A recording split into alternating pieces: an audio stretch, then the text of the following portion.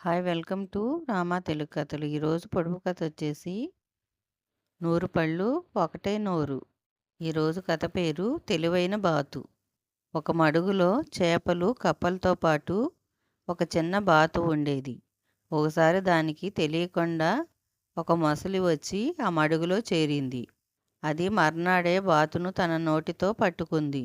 అప్పుడు బాతు ధైర్యంగా మొసలితో, ఓ మొసలి మామ, నన్ను తినకు. మనమందరం నీటిలో ఉండేవారమే. మనము మిత్రులమే. ఎవరైనా మిత్రులను చంపుతారా అని అంది. అప్పుడు మొసలి, మరి నేను ఏమి తిని బ్రతకాలి? నీవే చెప్పు అని ప్రశ్నించింది. అప్పుడు బాతు, నువ్వు బ్రతకటానికి నీకిష్టమైన పండ్లను తిను. ఆ పండ్లు చాలా బలాన్నిస్తాయి కూడా అని అంది. అప్పుడు మొసలి, వాటిని నాకు ఎవరిస్తారు అని అడిగింది. అప్పుడు బాతు, వాటిని నా మిత్రుడైన కోతి మామకు నీకు ఇమ్మని ఇప్పుడే నేను చెబుతాను అంది.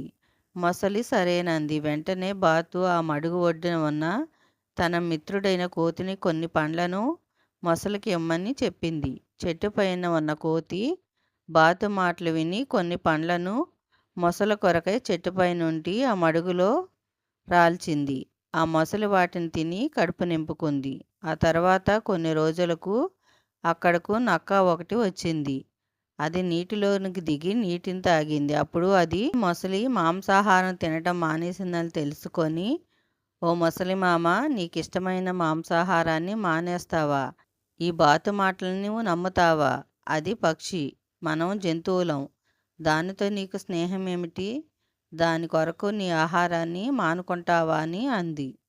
అప్పుడు మొసలి నక్క కాలును దొరకబుచ్చుకొని, ఓ నక్క బావ, నువ్వు అన్నది నిజమే. నేను నిన్ను ఆహారంగా చేసుకుంటాను. నాకు మాంసాహారపు రుచిని తిరిగి గుర్తు చేశావు అని అంది. ఊహించని ఈ పరిణామానికి నక్క ఆశ్చర్యపోయి ఏడుస్తూ, ఓ ముసలి మామ, నీకు నేను మంచి చెబితే నన్నే పట్టుకుంటావా అంది. అప్పుడు మొసలి, అవును, నీ మాంసం చాలా రుచిగా ఉంటుందని ఎవరో అంటుంటే విన్నాను అని అంది. వెంటనే బాతు అందులో కలగజేసుకొని, ఓ ముసలి మామ, ఆ నక్కను వదిలిపెట్టు. అది జిత్తులమారి.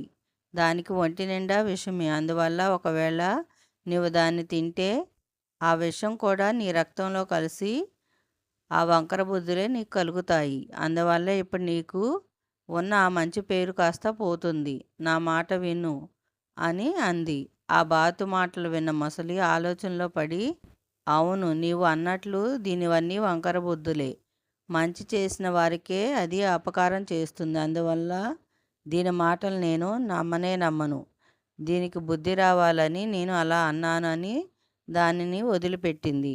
నక్క బ్రతుకు జీవుడా అంటూ అక్కడి నుండి వెళుతూ ఆ బాతుకు ధన్యవాదాలు చెప్పింది.